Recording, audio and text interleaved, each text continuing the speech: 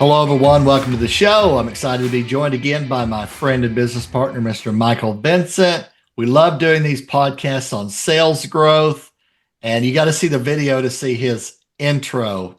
Today we're going to be talking about the shift. Why modern buying changed faster than sales teams realized.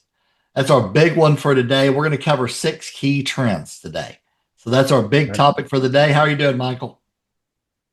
Yeah, I'm doing pretty good. I can't wait to learn. No. Pretty I'm sure here. I'm here. I was told there would be snacks. That's why I'm no. Yeah. Well, we got the book out. It's got all kinds of trends and game plans in it, and super excited to get that out there further. And just as an intro, for 20 plus years of our careers, leading up to COVID-19, really. Okay. Selling followed this formula, right? Yeah. You show up, you work hard, you build relationships, you know your product, you out hustle the competition. That worked for a long time. It did. But then something changed gradually, quietly. Deals that should have closed stalled. Executives went silent. Meetings felt shorter, colder, more transactional. And we're talking about how to switch that, how to reverse that. And 6 key trends about how executives buy and why most sales teams didn't realize the ground had already moved beneath their feet. So that's the big thing for today that we're talking about. We're going to go through all 6 trends. I'm going through 6 today. Yes. You're giving these away for free? This is free. Absolutely. Yeah. 6 key trends for free. You can get more detail in the book, and you can, of course, book us for a strategy session as well if you want to do that. But yeah, number one. Okay. The number one big one. Buying behavior changed faster than sales adapted. So executives changed the way they evaluate decisions, and they left most sales teams and sales leaders just out with outdated playbooks on what they're doing out there. And we've seen this, and we've talked about this, Michael. When you get somebody outreaches to you with an offer, don't you go straight to their LinkedIn and their website and look at their value proposition and what they've done first? Yeah, absolutely. And gradually more and more. We're talking about 20 years of this changing, but yes. Yeah, for sure. I've been on LinkedIn since the early 2000s. Right. I remember when I had like 5,000 contacts and most people had none. I was like, really? Shouldn't you? But yeah. I think executives, I remember how this started to occur. I look at, not to be devil's advocate or anything, because I agree with you 100%, but is it that executives were just smarter about the tools to research who was spamming them? Right. And sales was just lazy because they were always taught numbers game, just dial. I think a lot of it was, as an executive, I would pick up the phone or I'd look at the email. I think there's been so much over marketing, right? That now we've got this big moat. We're like, it's easy. It's easier to spam than ever. It is, right? Sales managers took the technology mid-teens, right? And you remember all the gamification of sales. It'd be who was most productive during the day, and they counted, and they counted productivity much the same way we've counted productivity on the docks of Roadway Express back in the late 80s, pounds per hour, where the guy moving a load of 26 pallets that each weighed 2,500 pounds. If he did that in an hour, he was 26 pallets. It take you like 3 minutes per pallet to move. He was way more productive than the guy who unloaded an entire 53 footer of Armalay sponge. Right. Somehow he was more productive. So the sales rep who put out 20 spam emails or 30 spam emails and got hung up on 50 times during the day, outperformed the guy who made 5 phone calls and sold on 3 of them. That's right. It was very much activity based It's reporting. 100%. That's exactly what was going on. We lived it, right? We did. We lived it. It was how many Exactly calls what's did you going on. do? How many Yeah. follow-ups did you do? All of that was the KPIs, and it wasn't what's your pipeline and your close rate. And that, has switched a lot. With the companies Yeah. we work with, that totally transforms. It's What was the open rate on your emails? right. Yeah. How many impressions did you get? 100%, which all that value was there. You could measure that, but they just waited. And I still know managers who are just about number of phone calls. Oh yeah, absolutely. Number of site visits, and a site visit is drop off a brochure at the front desk. That to me is not a site visit, but it is in most CRMs. It is. It Yep. is. It is. Yeah. And I've been in that situation. This is funny. I have dropped off a brochure at the front office with a post-it note for the executive. I wanted to have read it. I walked to the elevator bank, turned around, and they threw it in the trash. I literally saw them throw it in the trash. I'm like, sure. This isn't going to get to the executive that I want to reach at all. It's getting into the trash can is what it is. Similarly with email, I don't look at them. I am not able to look at about 70% of the email I get because there's nothing in the header except for, hey, quick question. Yeah. From somebody I don't know. I don't have time for a quick question from somebody I don't know. I don't have time for that. And you don't have the right to ask a buyer a question until they even know what your value is. Right? You really don't. It's pretty presumptuous. And most executives are just going to pass by that. Right. They just are. So we know people go to our previous conversation that never occurred. Right. Yeah. I've had some of those prior conversation pursuant to that correspondence that we've had. Here's the thing. And I'm like, we never had any correspondence. So that's just not a good playbook, to be honest. No, it's not. It's dialing for dollars. Frankly, the dialing systems these days block everybody. Dialing for dollars, days are over. Dropping off donuts for, all day long doesn't do anything for you except for it feeds the administrative staff. They enjoy those donuts. Yeah, and I agree 100%. I had a sales rep at XGS who she was amazing at getting value out of dropping off donuts, though, because she would come in and she would say, "Hey, I got donuts for customer service," and she wouldn't deliver them unless she was allowed to go in and give them to them. Right. Right. And then so when she went in and gave them to him, it was, "Hey, how you doing? How's our service? What are you guys hearing from your customers? Blah, blah, blah." And it was a fantastic fact-finding mission and taking notes, and I'll handle that. I'll fix this and that type of stuff. Not a, "Hey, drop these off, and the last person who bought you a pizza or donuts gets the business." It was used for fact-finding and an actual productive sales call. Right. Which is kind of like what we're talking about here in your entire book is, you've got the technologies to really enhance your sales, and all you're doing is increasing your volume through tools that make you lazier. Yeah, that methodology, we call it the spray and pray method. The spray and pray method doesn't work. No, it doesn't. It does not work. You don't go squirrel hunting with a shotgun and just blow it off in the middle of the woods and hope you hit something. Yeah, exactly. Not that I've done that. But let me tell you, it doesn't work. No, it does not work. So that leads us to the next big thing. Executives prioritize certainty over information. Today's buyers are informed before they ever even have a first conversation with you. They've already looked for value, verified results. They want confidence, not education, right? So they're not going to spend 10 minutes reading your blog. Not anymore. They're not even going to listen.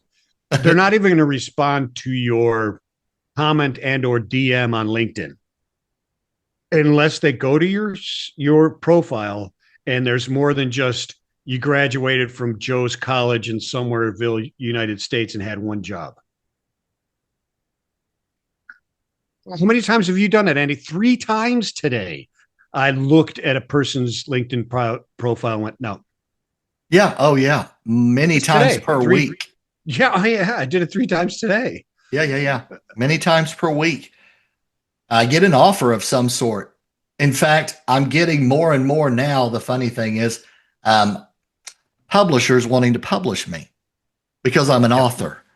It's a little late because I've already published the thing, but they're using AI and going, find all the authors out there, find them 100%. all.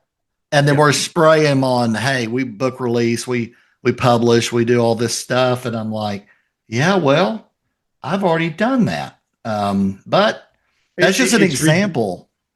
Yeah, it is. And it's a great example. Phone, you know what else you should do is turn off your phone when you're recording. Right. Yeah, that's true. That's always a really good move to not. you should, you really shouldn't. Like look at your phone and text while you're in a meeting and stuff like that.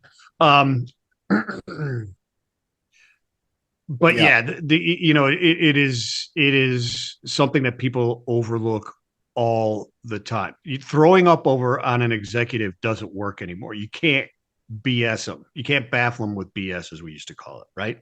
Yeah, right. Fake it to make it is another kind of thing. You can't fake it to make it. They know what's going on, and they know if within seconds of me reading your post, reading your email, reading your DM or a phone call, I know whether it's BS or not. I know whether you know what you're talking about as far as what I'm doing. Just know that. Yeah, right. Yeah, they want to go straight there, see value, see results, and not client A. They want to see, the name of the person. Otherwise, it's just phony baloney, So we work with clients, of course, on all of this, on the structure to attract the right buyers and what you say on your media, on your follow-ups, right? Mm-hmm. So it's the certainty that you're going to deliver these things that they're looking for. They're looking for that before they connect with you, before they meet with you, they want to see what it is that you do. So we know that. Yeah. Well, it's interesting because you used to be able to win an argument back in the day and not know what you were arguing. Okay. But now there's the strongest computers ever in your hand, right? Every piece of information in the world is right here in my hand. I could get to anything, virtually anything, right? So if you say, hey, I've been doing this in the business and I know a ton of people in the business, that could be verified in seconds. Yeah. Right. So you can't BS anymore. You have to have relations. And if you don't, you need to have a good reason why this person needs to trust to be the first one. Mm-hmm. Which is difficult, but can be done. Yeah. No, I mean, for one, just a tip, getting testimonials from colleagues and former colleagues onto your LinkedIn profile, there's a huge start. Michael's awesome. He knows media, automation, SaaS, growth. He's been a leader. He's, all the things just have that there.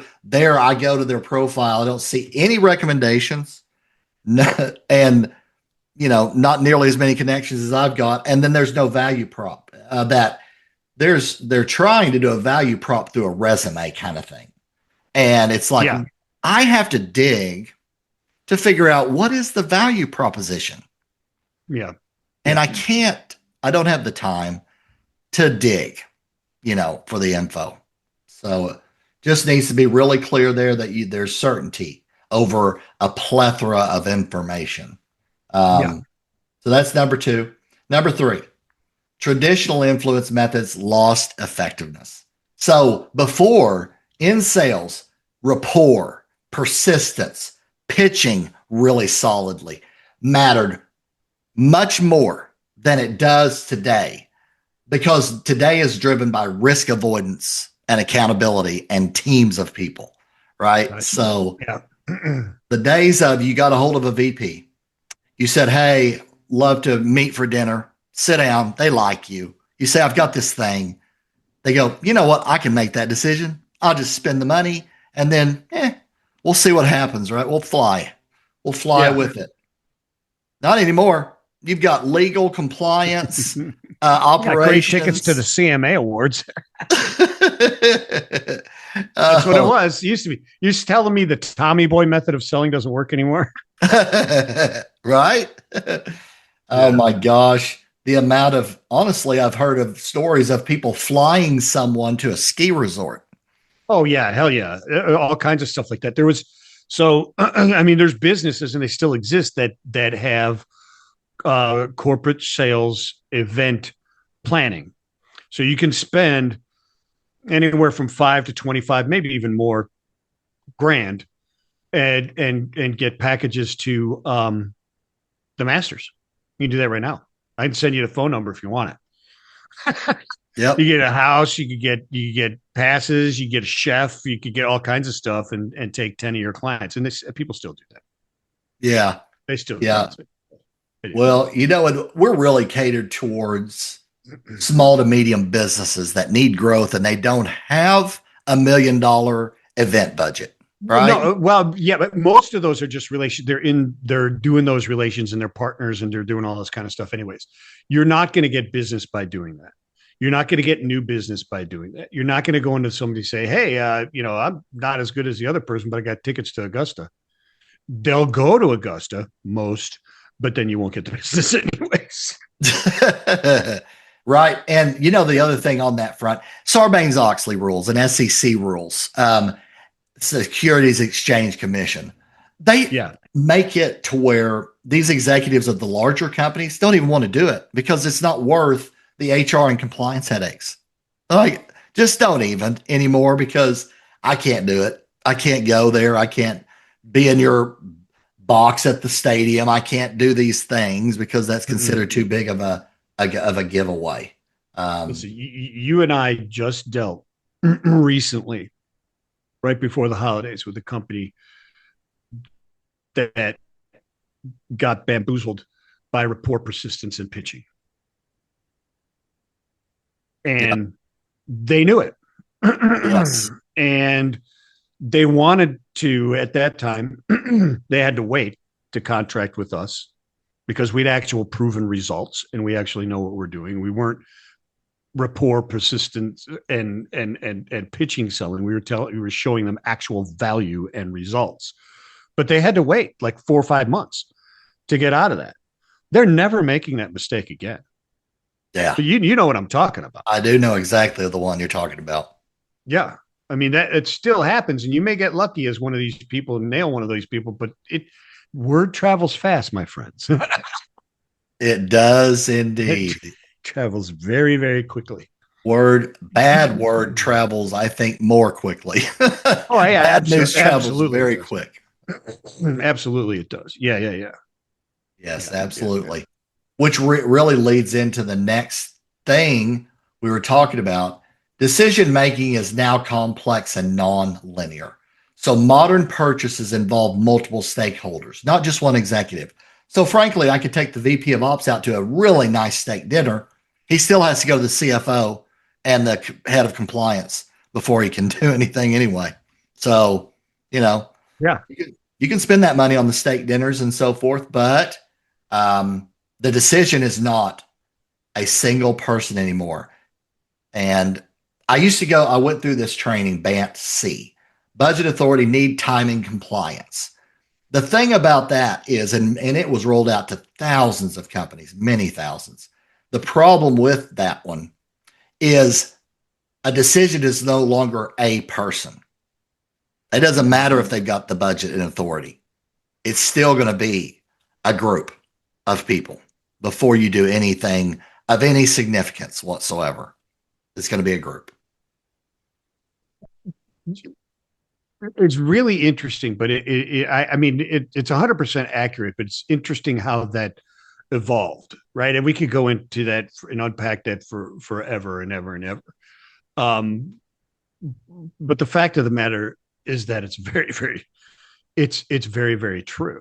You've got to be able to show benefit across multiple departments and verticals within a company. Yep. Right.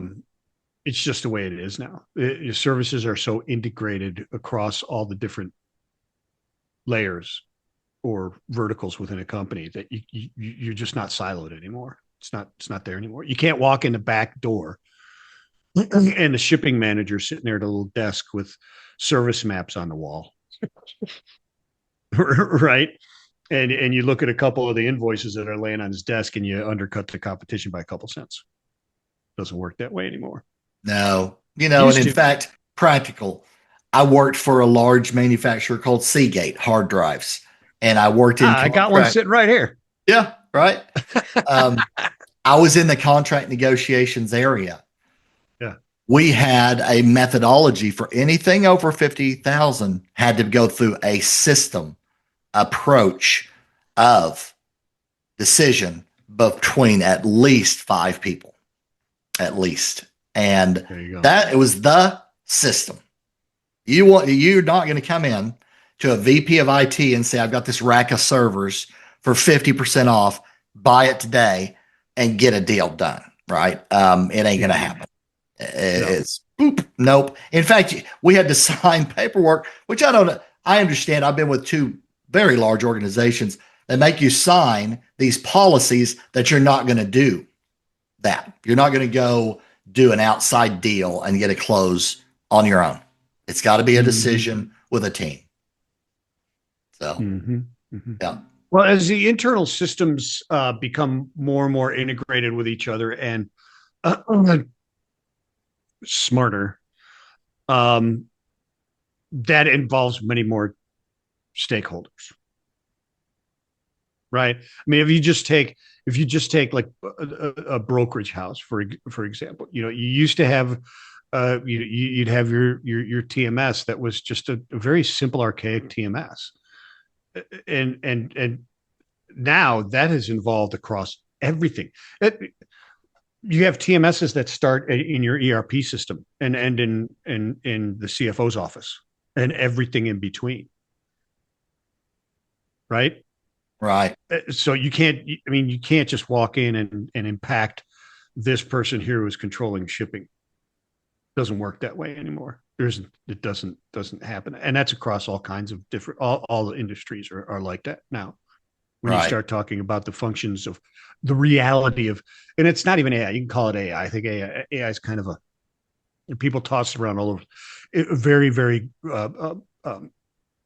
broadband computing power. It's not really AI when their systems are talking to each other and cross-functional and integrated.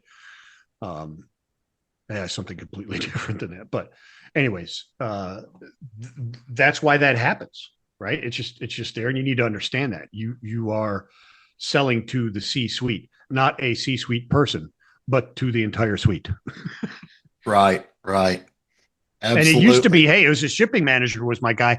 Now the person you need to pitch to is the CFO more often than not. Yep. I mean, we come in at the president and C level because you have to get them involved in any sort of significant project. So we bring them in. We know it's a group of people. So frankly, we're reaching out to 3 or 4. Yeah, exactly. And there's this thing these days called cross-pollination. So a VP talks to the CEO and goes, hey, did you see this thing? Yeah, I saw that. And they have results and testimonials. That's interesting. And then they go, yeah, let's get a project together and let's do this thing. And so that's kind of the way it goes now. And then the other one calls the other one and says, yeah, I did business with that guy. Or no, wait a minute. Ryan Rogers did. I know Ryan. Let me give him a call. Yeah, right. Exactly. Right? Boom. Yep. And, we talked about this a little bit, but it's a little different.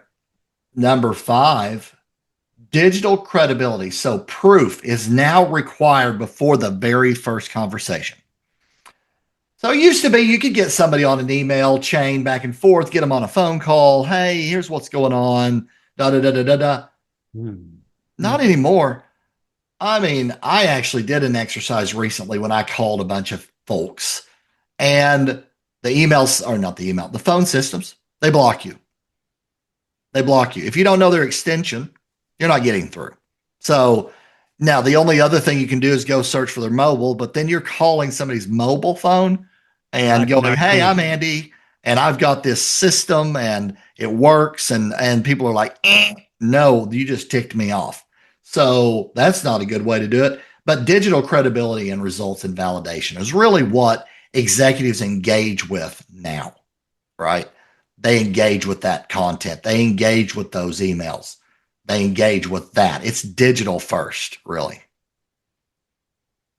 It is digital first, but it speaks even more the digital credibility, the ability to verify whether you are an actual entity or not, and then qualify that entity is so easy that if you haven't established your digital credentials, I don't know where you've been sleeping under a rock. Yep. Right. You need to wake up and get some assistance, because you're not going anywhere without that. You're just not. Mm-hmm. And a picture, you're at a sales engagement and your competitor has an executive that has proven results, numbers, bulleted numbers, testimonials, case studies, 15 testimonials in the down, at the testimonials section, and maybe 55 endorsements on their profile. And you're competing with a guy, no endorsements, no testimonials, nothing, right? They're going to go, which one do I want? Do I want A with all the results and testimonials, or do I want B with, I'm taking a chance here to see what they've got and see if it's worth it? Your profile says, "I love dogs," and then all your activity is arguing politics. not a good look. Exactly. Yeah, I mean, it's a double-edged sword too, because some people use the technologies like your automated outreach programs, et cetera, and scraping the web, et cetera. And then your email comes across, you think, oh man, I've got it, right? I'm researching everybody, but your email's coming across to Andy Hedrick and it's saying, because I see that you've been extremely successful as an energy executive. Right. You're like, what? I have. Oh, please do tell. Do tell. I know, and I love those. You need to be using that technology to get actual facts, not to spam more, because you get garbage. I mean, look at posts. Eric Williams, one of the guys, I love to follow him on LinkedIn and stuff like that. He put out there, has anybody caught Chat GPT just outright lying to him? Yeah. Mm-hmm. All the time. It makes mistakes constantly. Just go on and ask it if the Texas Rangers have ever won a World Series. It still says no. Yeah. Right. I know. Absolutely. And AI is awesome, used in the right ways, but you have to check it. My goodness. Yeah, well, I'm just saying, these are great tools to up your game in reaching out and sales if you know how to use them. They're not there to make your life easier. Follow me for a second. It's to make you more of a sharpshooter than someone who's just spray and pray with a shotgun. Right. More effective in your tenacity and your hard work ethic. Yeah. That's the goal. And that's what these tools are there. It should make you work even harder, because you're going to get something out of it. Before, you worked so hard, you're just dialing phone. It was no, and it was discouraging. Now, if you work harder, you might actually know what I did for the last 36 years of my career in logistics, and what I'm doing at GreenPath and OPT USA, et cetera, and what Andy's doing and that type of stuff, and make an impactful first impression. Instead of, hey, I see that, because you've gotten that. You've told me that before. Hey, Andy, you've been such a great executive in the energy business. And you're like, okay. Yep. No, I know. Yeah, I found it Halliburton. Yeah, might as well go with it, right? Just roll with it. Yeah. Hey, what can I get out of this thing? Maybe they'll take me to a steak dinner. Yeah, who knows? Who knows? Get yourself a nice tomahawk steak and a McKellen 18-year-old or something. Oh, yeah. I've been doing all this stuff. Let's meet up at, Mandel's Steakhouse and see what you got. Yeah, exactly. Oh man. But, perfection. So the last one, number 6, deals stall these days due to risk and self-preservation, not a lack of value. So executives fear those consequences of a wrong decision more than they desire the potential upside. And they also need a quick win project. Way back in the day, I did consulting and big consulting projects, and a company would invest three or $400,000 with one of the big sixes, right? And it was like a 5-year ROI kind of thing. Okay. I would challenge somebody to sell that project today. 5-year ROI, 350 grand, down. Let's get started. Kind of a project. No, no. You're going to have an assessment, an audit, a proof of concept project. Now that project could be 100 grand. If the value's worth 10 million plus, you could land $100,000 assessment, audit, pilot project, but it better be that big. You're not going to get that. You're not going to get that big whale of a project with a 5-year ROI. They really do need a faster ROI on a proof of concept than that. Yeah. I do not disagree. You run across this all the time. And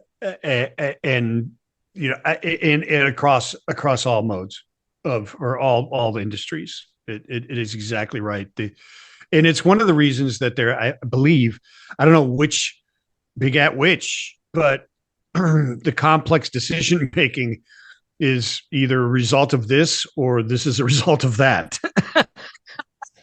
You know what I mean? Because you used to be able to make a decision. You go, and well, that's his department. Andy's the expert, and we're going to take the risk because that's what he said. We're going to move forward. Nobody else wanted to take that risk, so you were safe taking that risk. Now you got 5 guys. So do you go in there and convince 4 other people of this risk, or do you go? It's an interesting dynamic, but it's 100%. It's 100% true. Yep. And, I worked with a group of people that did ERP rollouts, and I was at Arthur Andersen before the Andersen Consulting and Arthur Andersen split. So a whole building of people doing ERPs stuff, right? Yeah. And they would basically go in there and pitch a $500,000 project to get started, right? Yeah. Then it made national headlines. Nike sued one of the biggest ERPs.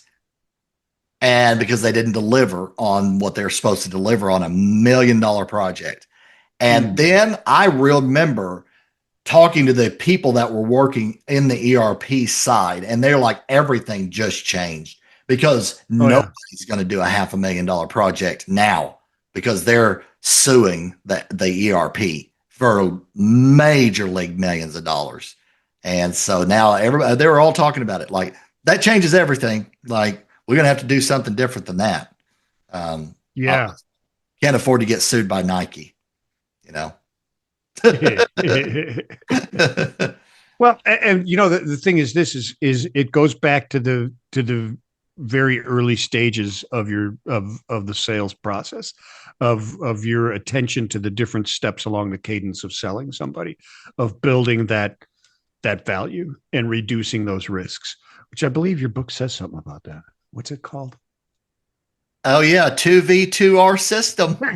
I know. I was being a little facetious, but yeah, right. I mean that's the basics of it, right? To avoid that number 6 step, they're falling apart. Is if you understand the complexity, right? And you've established your values and you know what the risks are, you should be able to breeze the 6th area here.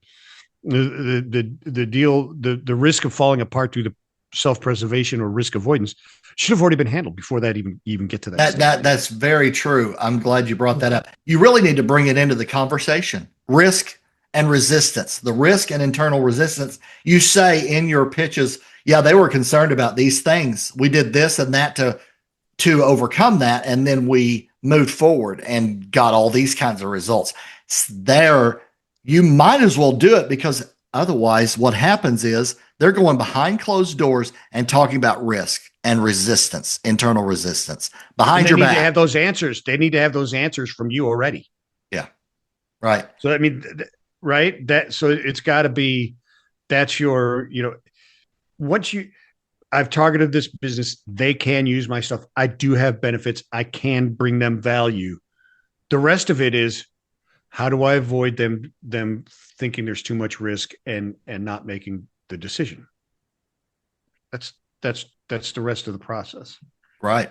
Absolutely. Yep. That's it in a nutshell. More to come. We've actually got a series of podcasts coming up on this front, and I hope you guys out there find value in it. And we're just an email away. You can book us, and we'll go through more details of basically improving your close rate, improving your method of sending your value prop and out, and putting together a structure that's going to land more business. It's not spray and pray. It's targeted sniper rifle, more like approach, and getting the value, verified results, reducing the risk and resistors for these executives so they can say yes to you more easily. Absolutely. Yeah. Absolutely.